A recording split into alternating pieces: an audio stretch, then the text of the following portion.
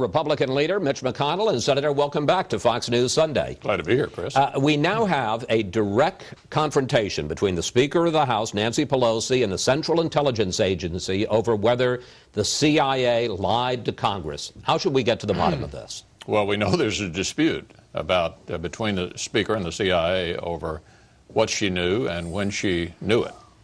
What we know for sure, is that the CIA and our armed forces have kept us safe since 9/11. They've done a great job, and I think we should be applauding not only their efforts, but the efforts of the armed forces. With regard to your direct question about how to get at it, we have intelligence committees in the House and the Senate. They are good at having these kinds of inquiries. My own view is, what is the point in going back and trying to figure out who knew what when? I think we know a good deal about this already.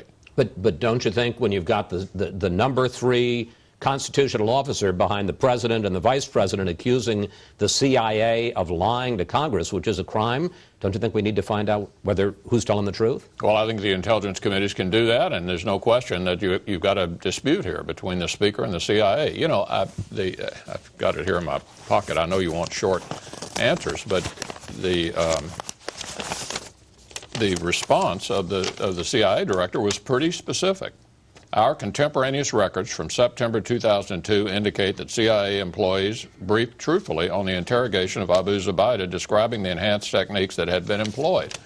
I mean, we know what the CIA believes, and the Speaker apparently disagrees with them, and I think the best way to resolve the dispute, if it's to be resolved, is through the intelligence committees. If it turns out that Speaker Pelosi is wrong and has misled the country about what the CIA did in alleging that CIA lied to the Congress, should she step down? Look, I'm not going to start answering a hypothetical like that. I think the Speaker clearly has a problem here with the CIA, and so at some point we'll find out what the truth is. The Senate is taking up a spending bill this week, and one of the big issues for you, I know, is a Democratic proposal to provide $80 million to shut down the prison at Guantanamo, conditioned on the administration coming up with a plan on what to do with the detainees. Will you support that provision? Well, I think we ought to leave Guantanamo open. It's a $200 million state-of-the-art facility. No one has ever escaped from there. It has courtrooms for the military commissions trials, which the president has now, correctly in my view, decided that maybe that's a good way to try some of these terrorists after all.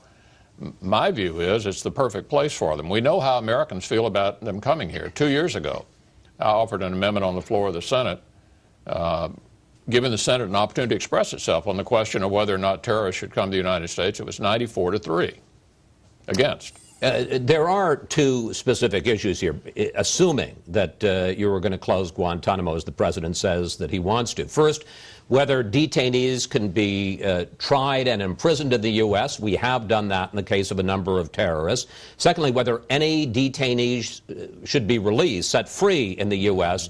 And I want to have you listen to what Attorney General Holder said about that this week. In making determinations about the release, transfer of the people at Guantanamo, the thing that's going to guide this administration more than anything is the safety of the American people. Senator McConnell, don't you trust the Attorney General? Look, this whole thing has been about making us popular in Europe. We know how the American people feel about it correctly. They don't want them in their neighborhoods. And, it's been a position stated by some in the administration that there's no problem incarcerating terrorists here. It is a problem. Ask the mayor of Alexandria. They had the Moussaoui trial there a few years ago. It created significant disruptions. In addition to that, it makes whatever town that has the terrorist a potential target for a terrorist. There's no reason in the world to bring these people to the United States. I don't think there's a community in America that's going to be interested in.